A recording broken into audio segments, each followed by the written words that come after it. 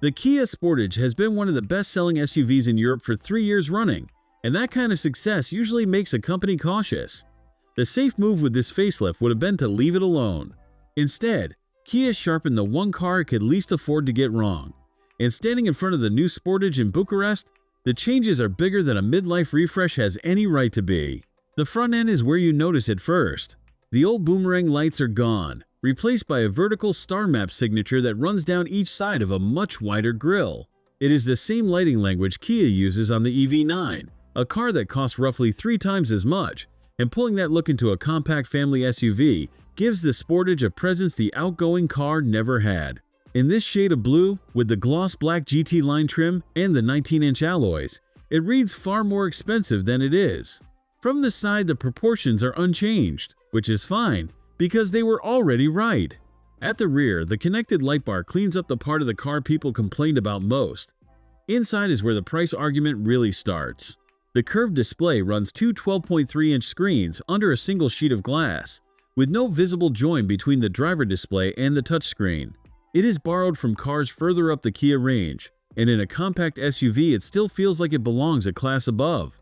The new 2-spoke steering wheel and the rotary gear selector clear out the clutter that used to fill the center console. The GT line cabin in white and black with suede inserts looks genuinely upmarket, and I kept reminding myself this is a compact SUV and not something from a class above.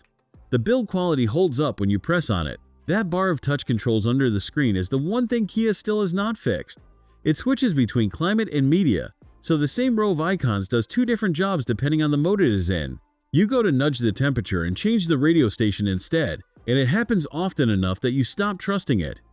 Every rival at this price has gone back to physical climate buttons. Kia kept the toggle. The saving grace is everything around it. Because the screen responds quickly, the menus are logical, and wireless Apple CarPlay and Android Auto mean most owners will rarely touch that bar once the phone is connected.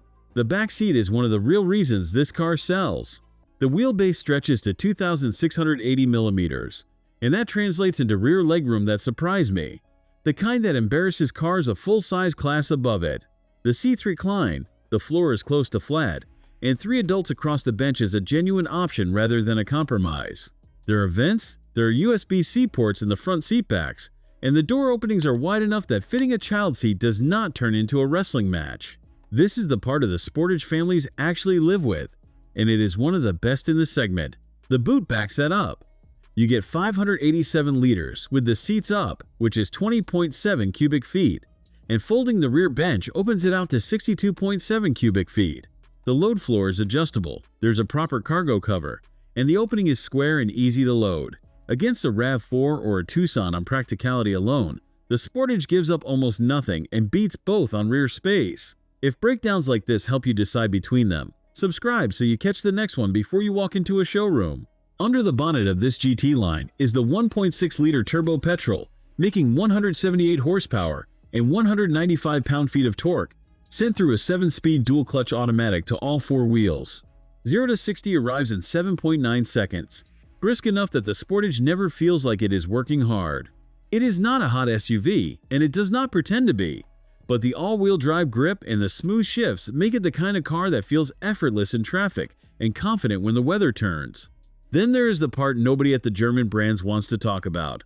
The Sportage comes with a 7-year warranty, longer than anything Volkswagen, Toyota, or Hyundai will put on the same shortlist, and in Romania, the GT line petrol lists at 44,600 euros before discounts and drops to around 37,200 with current Kia promotions. That is roughly $43,000 for a car that looks like an EV9, seats a family better than most of its rivals, and carries the longest warranty in the segment. The Sportage did not need to change to keep selling. The fact that Kia improved it anyway is what makes this version harder to argue against than any Sportage before it. For watching. If you enjoyed this video, hit that like button and subscribe for more content just like this.